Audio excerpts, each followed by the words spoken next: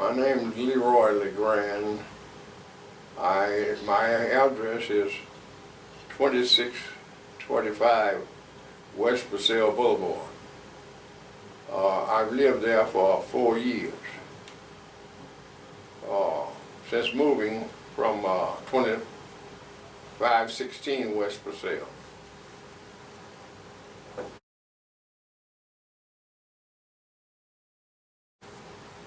Beacon Hill, I think, goes along with the name. Beacon. It's somewhat a guide or a standout neighborhood. It's a neighborhood where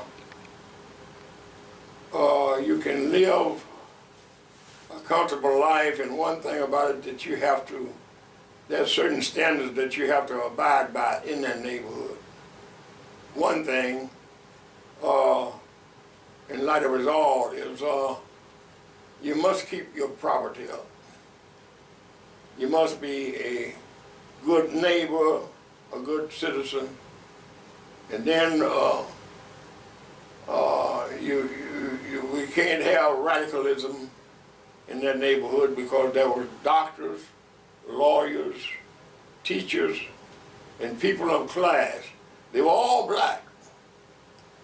They were all black. But one thing about it, they had class. And that's one thing that made the neighborhood stand out also, is because we had special people that were living there, and they were, I'd say, high-class people. They believe in you conducting yourself in the way of a neighbor, and not only that, keeping your property up, your appearance and everything. They believe in you taking care of yourself. And then not only that, they were very friendly. And one thing about fighting and arguing and shooting and all that sort of thing, that very seldom happened in that neighborhood, because it was a neighborhood where we all were concerned about each other. See? And then we had preachers there that lived there. There was a minister that lived there, was the pastor of AME, Methodist Church. His name was E. Woody Hall. I knew him. He was a fine preacher and a reverend brother. There was another minister that was there. His name was George Reed. These ministers have passed and gone. And then there was a lawyer that lived there, right down on Tracy. Her name was Ponce. And she had I think a restaurant down on a law office on 18th and Vine. And she also had a restaurant there. We have, there's Dr. Taft. There's Dr. Huff. There's Dr. Dixon. We had mostly doctors on that one street. That one street was a beacon light, I think, to the whole community. If you come down West Brazil, anytime you come down West Brazil in the Beacon Hill community, it was a street that was always upkept. They kept their property up. They kept it clean. And they were loving people. And thank God that they were all Christians. Okay. So is there anything else you want me to? That was good. That was great. All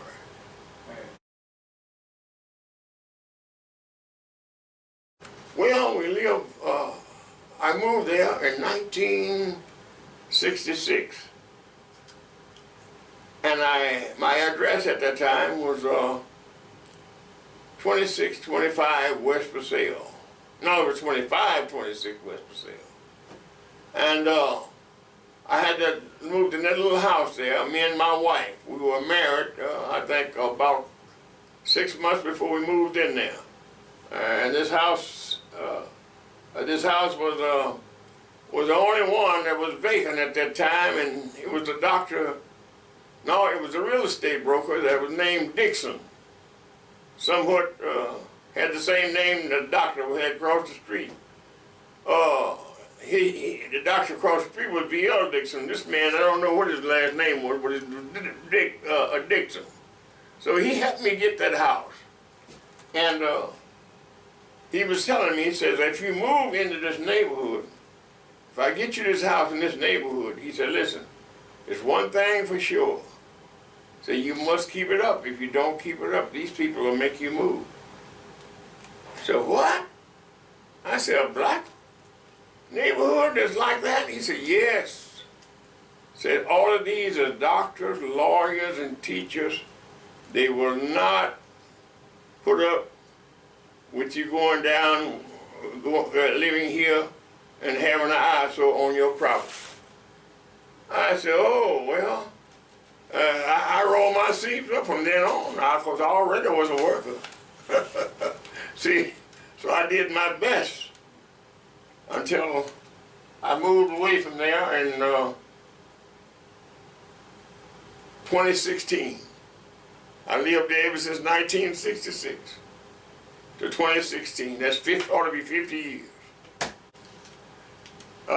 When I got older, see, I'm 83 years old, and when I got older, and as long as my wife was living, I was able to take care of the property, and I got to the place where I think my knees give out on me, and I got hurt on the job.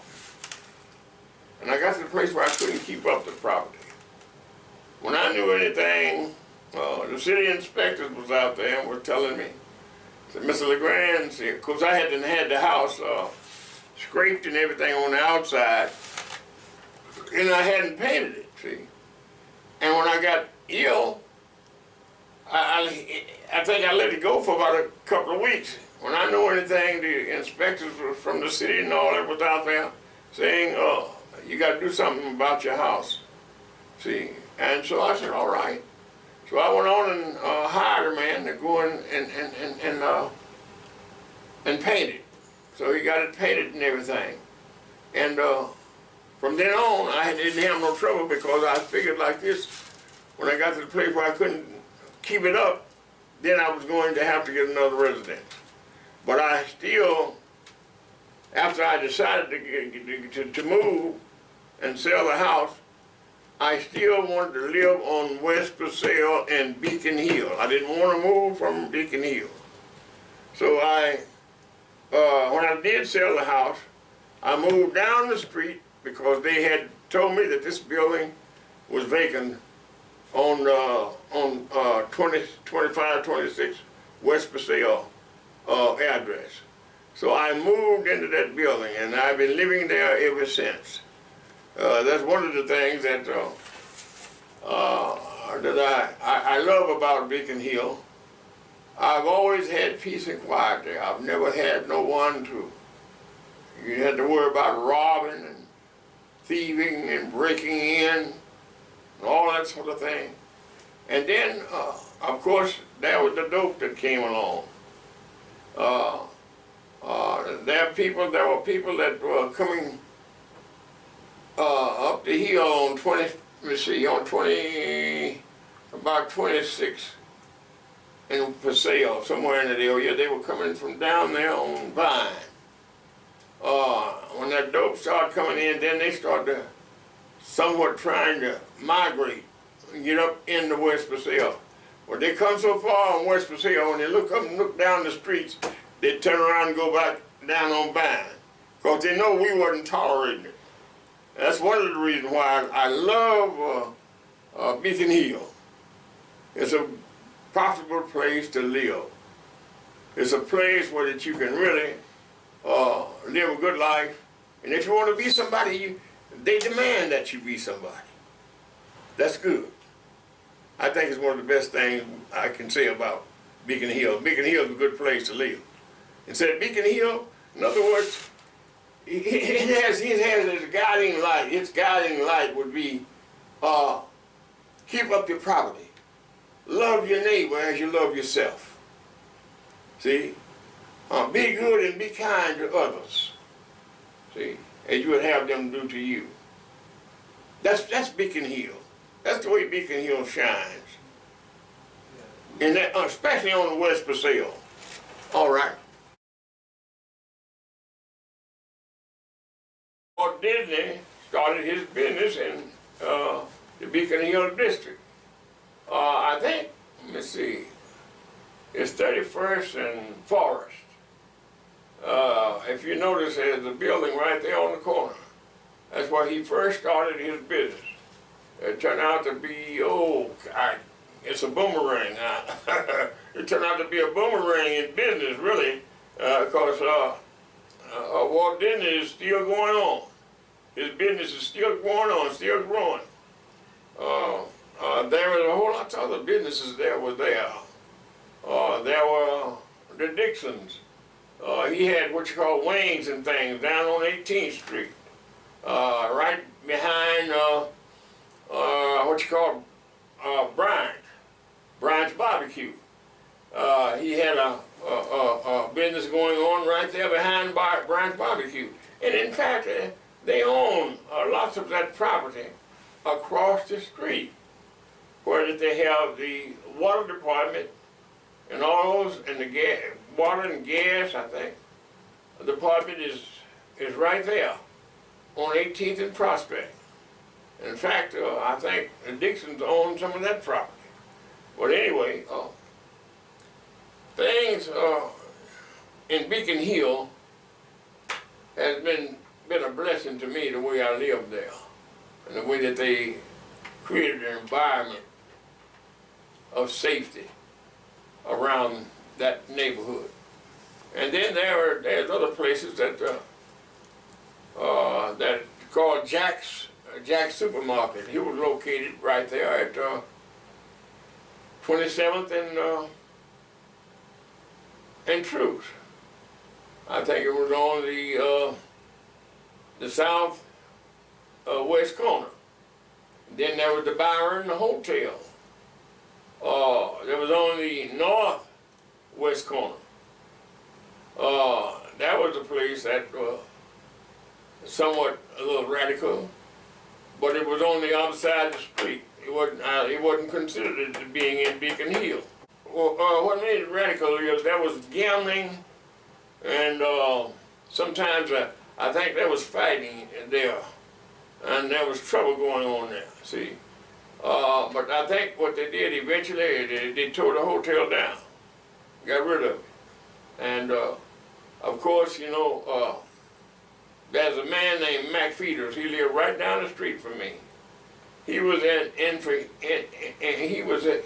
instrumental in bringing Beacon Hill Community Center into the Beacon Hill, and then Mac Feeders was very instrumental in trying to keep that neighborhood in a beautiful condition. And I miss him. But we all got to go. And of course, his mother's still living in, I think, lots of her and that family. They were a family that also believed in trying to keep up their property. They owned lots of property there in Beacon Hill, and then not only did they own it, they kept it up. And I praise them for that. All right, is there anything else? Oh, yes. While I was there, I had a German Shepherd. His name was Tanker, and he's a very protective dog. He'd watch over the children and everything. Wouldn't bite them or anything. But anybody come around, he would get after them.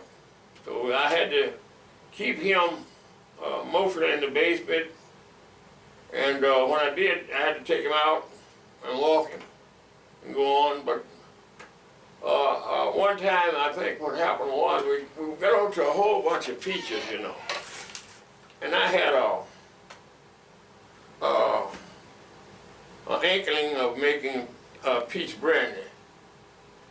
My mother taught me how to make it some time ago. And we got, I think what happened, we got hold of these peaches, and we went there, and my wife, she peeled them and then went on and I've taken the hulls and made the peach brandy out of it, and I let it work for a little while in the basement and going on, and I forgot about my dog, see, and when it set up and it began to work and go on and began to make the alcohol, what happened was I taken and got a rag and a towel and put all the hulls in it and squeezed the juice out into the crock. And what happened, I forgot and left the towel with the pulp in the hulls, in other words, the peach hulls in there. See, that had squeezed the juice out of it. I left it in there, and I forgot about my dog, and I forgot I had left it down there because my wife had called me, and I went upstairs to see what it was, and she called me, and what did she call me, told me something about the kids, and my daughter was late getting home from school or something, and I went up there to check about it, and we got to talking, and I forgot I left it down there in the basement. When I know anything, I heard somebody going, "Arr! Arr!" I said, what in the world going on here? And I said, that one of the kids, and I said, everybody's up here, Daddy. And my wife said, everybody's up here. I said, well, I wonder what's going on. And then it went off again. "Arr! Arr!" And I said, what's the happening? She says, coming from the basement. So I took it and opened the door and looked down there, and my dog was laying down on the floor, and his eyes was red as fire, and he was struggling, trying to get up, you know what I mean? And I said, wonder what's going on here? And I went down and I said, oh Lord, I said, I done killed my dog. And I looked over there and I hit and ate all the pup was in there, and the dog done got drunk. The dog got drunk. The dog got drunk, and he was struggling trying to get up my wife. My wife come in, said, oh, you done killed Tanker. I said, Lord, please don't let him die. So I went down and I gave him a dose of castor oil. That got him, see. But anyway, from then on, anything I left, he would never eat it until we gave it to him. He stopped eating stuff. If he seen a bone on the floor, he'd eat it, see. But from then on, anything that we put out, he would never go into nothing and eat it. I don't care if it's food. If we set it out there, unless we give it to him, he wouldn't eat it. That's one of the things that really was a spectacle in my life. But anyway, we had fun there, and we lived together, and we really loved each other. Of course, my wife, she had two kids. She had a boy, Leroy Legrand Jr., and then we had Arlene Rochelle Legrand, and then we had Angela Denise Legrand. See, I have 3 siblings by Naoma, and she passed away March 21st, 1990, in that neighborhood. I want to tell you that I really miss her, but one thing about it, we lived a good life right there, 50 years together. And when she passed, we had lived 30 years together. And Beacon Hill was a fine place to live.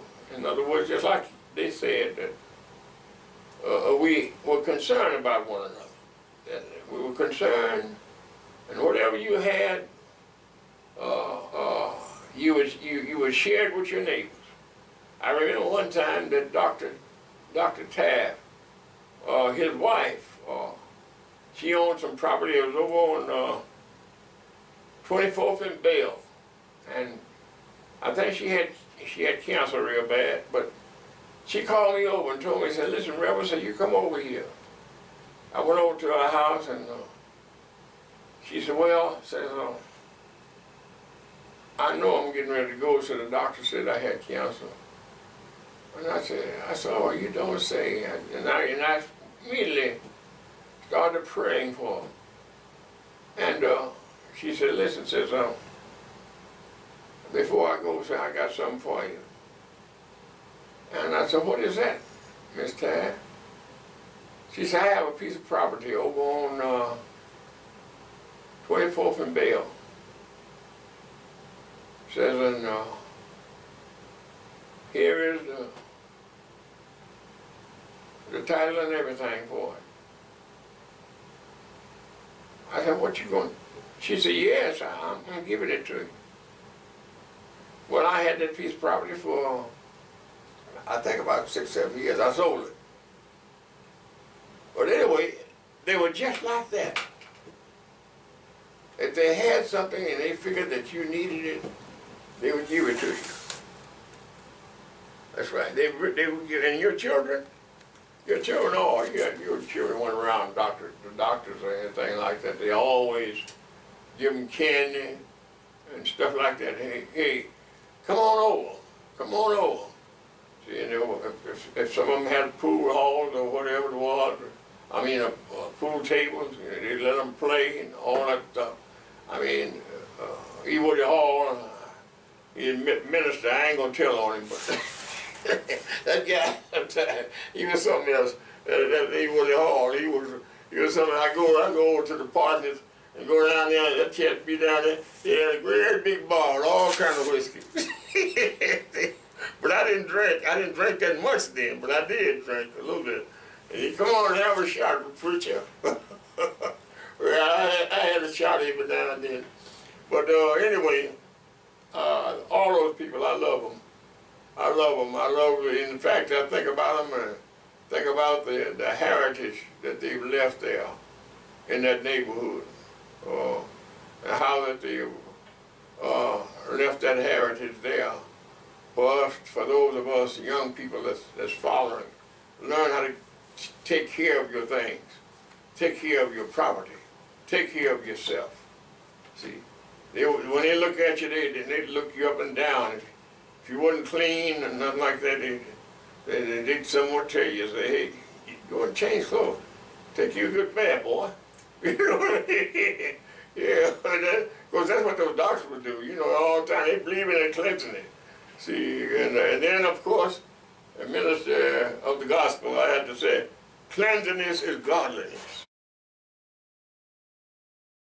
You know, and sometimes, you know what's wrong with most of the air conditioners and stuff that breaks down? You see, people think that they break down because sometimes that they just fail. But the greatest fault in air conditioning and refrigeration is dirt. That's what it is.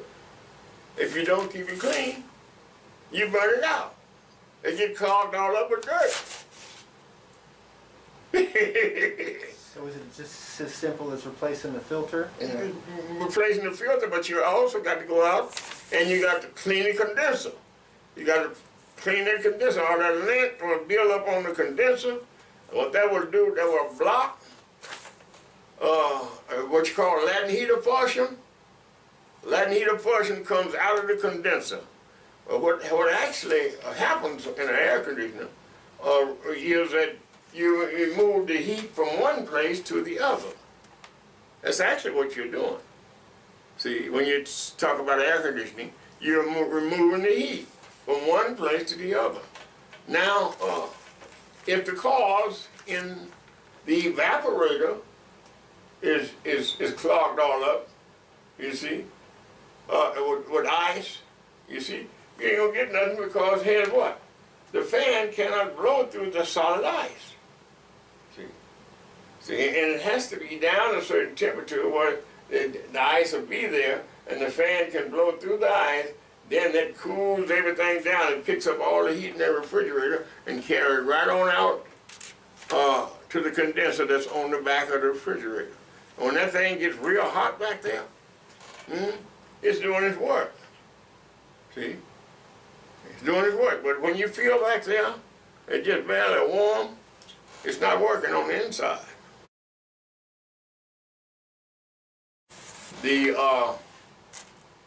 the new buildings and the new housing that's coming up in Beacon Hill. Beacon Hill has taken on a new face. All the old dilapidated buildings and stuff that we used to have around that area, 24th and Forest and all down in there, all of those places were what had been taken down, see, and destroyed, see, and all now from 23rd and Truth back to 27th Street. We have new buildings and new housing going all up. Now that it has really changed Beacon Hill tremendously. When you talk about becoming more modern and more of a beacon for people to live. In other words, it's right downtown almost. You can go to 23rd Street and you can see the whole city downtown area. And those houses that they're building right up on that hill, oh, they make it look, it's a beautiful place now. See, it really brought a change there. And that's what we look for. And one thing that we have to do, I have to commend, what's his name? Emmanuel Cleaver III. He brought all of that modernization into that neighborhood.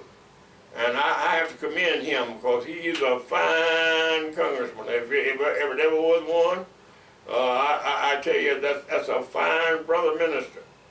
He's a minister, and not only that, he does his job. I tell the world he does his job. He's trying to take care of Kansas City. Kansas City ought to love that man, because he really put his hand in the pocket of the United States, and he brings it here to Kansas City.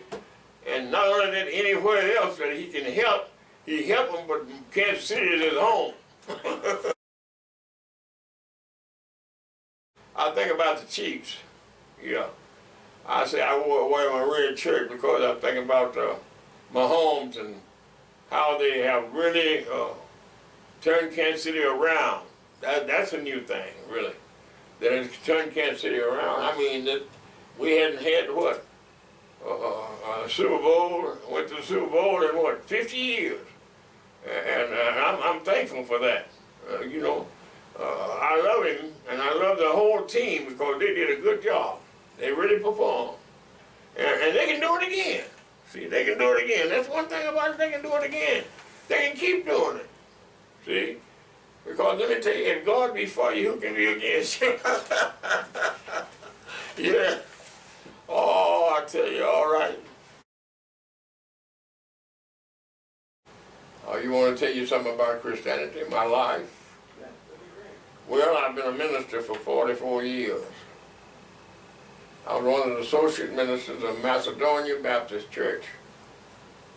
I pastored Shiloh Missionary Baptist Church in Fort Scott, Kansas for 3 years. At which time the commuting and working on construction at the same time was too much for me, and I had to come back to Kansas City. And then I had another church at 27th and Bell, Christian Travelers Missionary Baptist Church. I pastored that for 8 years. After which I went on back to Macedonia. The congregation, they wanted to sell the building, so they sold it. And I went on back to, we sold it, and they split the money up. I didn't put it in my pocket.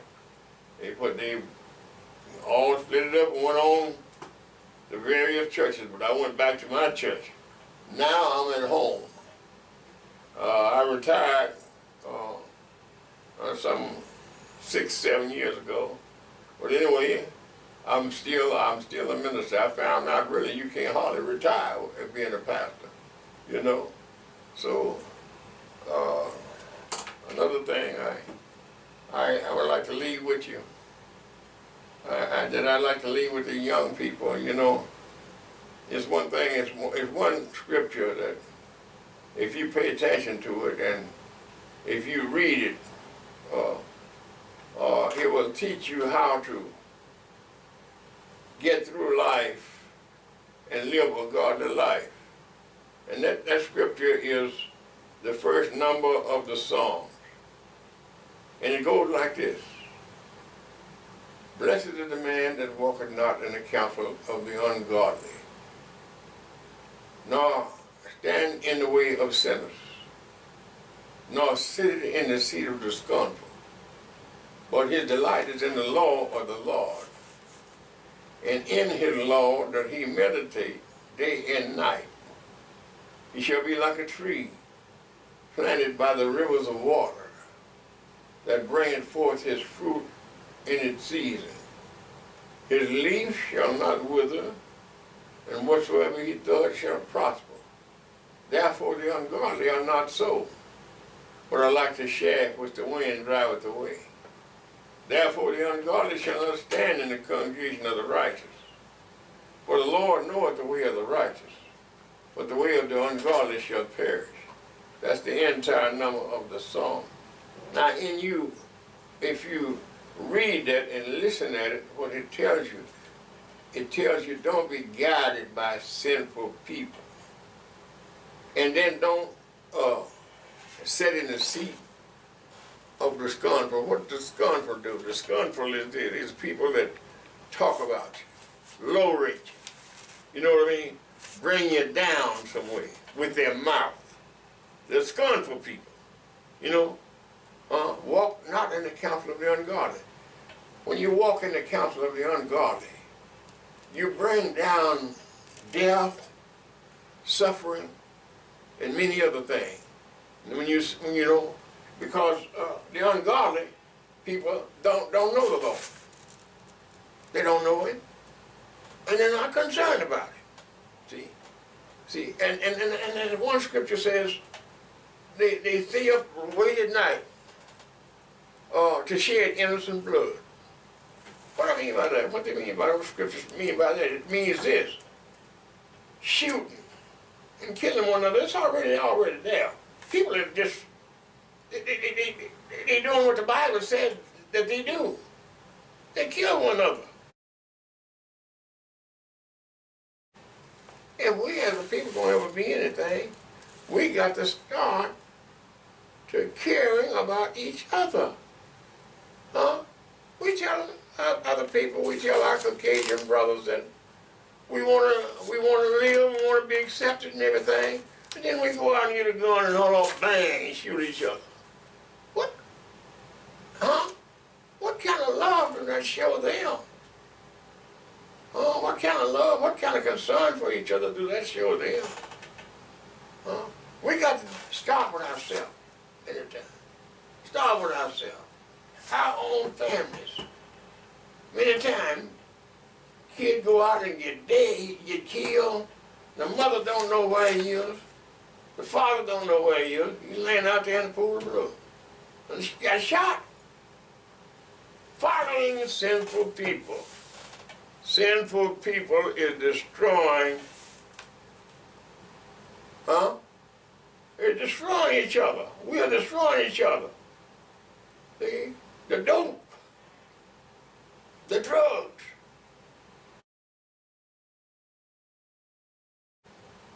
See? You know one thing? I had a guy one time. His name was Tootie. And I didn't know he was on this stuff. But we used to go up to my apartment, his girlfriend and mine. We used to sit down and we'd have a half case of beer and a fifth of whiskey. We'd drink it and get high, we'd have a good time. He'd go back to his apartment, I'd go back to mine. So one day, I'm sitting up there, me and a girlfriend, we talking and going on and holding hands. And Tootie comes in with his lady and says, "Hey man," says, "I got some good stuff over at the house." Good stuff. I said, "What? What is this?" He said, "Wait, I'll go get it. I'll bring it back." He went over, he goes over and get a black pouch and he come back and it's full of marijuana. Well, I'm Arkansas boy. I'm green behind the ear. I don't know nothing about this stuff. He comes over, you know, and brings over there and get him a little old cigarette paper and roll that thing up and pinches it off, you know, and then put it in his mouth and light it, and gets right in my face. And when he gets right in my face, like he's gonna kiss me, I'm looking at it, I'm looking at his mouth, you know, and then he sucked that thing in, sucked that smoke in, he kept on sucking it in. Then all of a sudden he said, what's like that, see?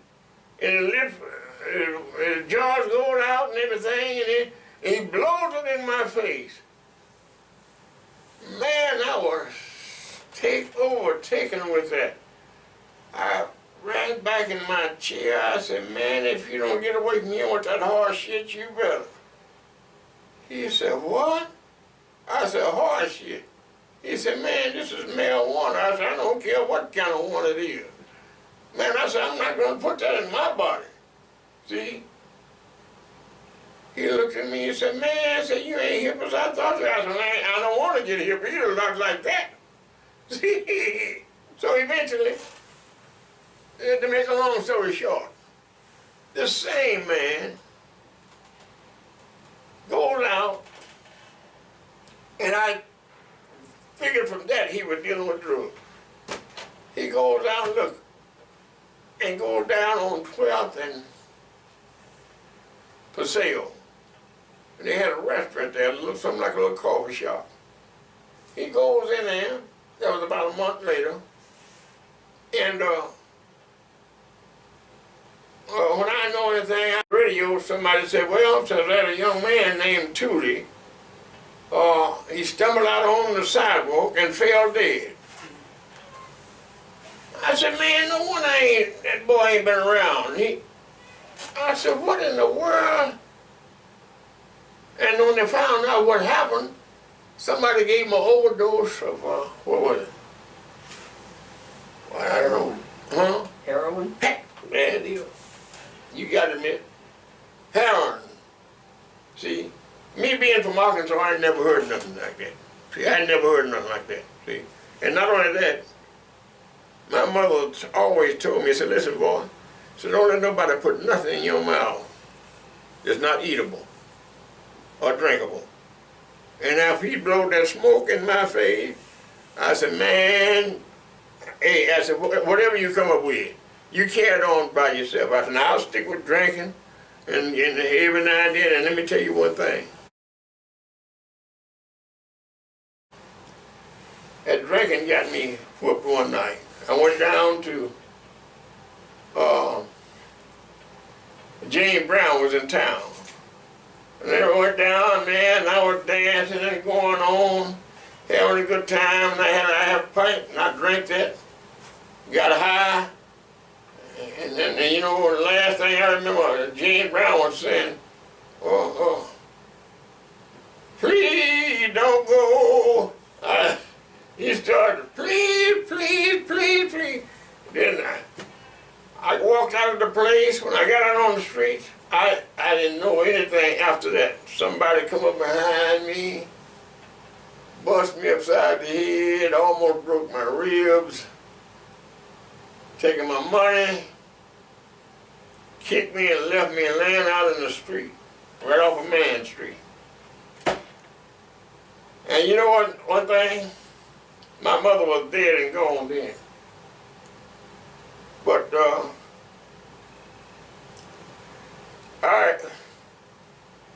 I look back in my life, and I thank God for her. My father was blind, and I used to have to lead him around. But anyway, after they left me like that, and I went to the hospital. And I got out and everything. I remember when I got well, started walking around and doing good, and went on back to work. One night there was a place right there called, they had a little pig stew place right there at 12th and Tracy. I was walking down there, The man said, if you come back here tonight and don't pay your rent, says, I'm gonna put you out. It was in the snow. I heard my mother's voice, seemingly from the grave. She told me, said, listen, son, I told you, said it would be day that I would not be with you. And whenever you get in trouble, she said, and or you can't find nobody to help you. She said, if you call on Jesus, say he will answer your prayer. And I said, Mama, I said, please say something else. That's all she said to me. And then from that point on, I walked on down on 12th Street and got right there at 12th and Truth. Something said, look down. I looked down on the ground and I found a wallet. I searched, it looked like it was empty. Didn't find no identification. But then something said, open the pouch up, and I opened it up, and there was a gold ring. And I said, a gold ring? I said, I need money to pay this man his rent. So when I got to thinking, one man said, tell the man you would take it to the pawn shop in the morning and then bring him his rent. So I did that. And I walked away reveling, and I found out to myself that God is real. I found to myself that if you call him, he'll answer. And I found to myself that while he's still speaking, he's right there. And he told his disciples, he told them, say, you go in all of the world and teach them whatsoever I command you, baptizing them in the name of the Father and of the Son and of the Holy Ghost. And lo, I'll be with you even until the end of the ages. And that's why sometimes, my brother, that's why sometimes I have to share the Lord, especially with these young folk. Stop your killing. Stop your lying. Stop your fighting. Give your life to the Lord while you got time. You got time to do all these other things and to destroy yourself. But give yourself to the Lord that you might be saved and you have a life on the other side that's waiting for you.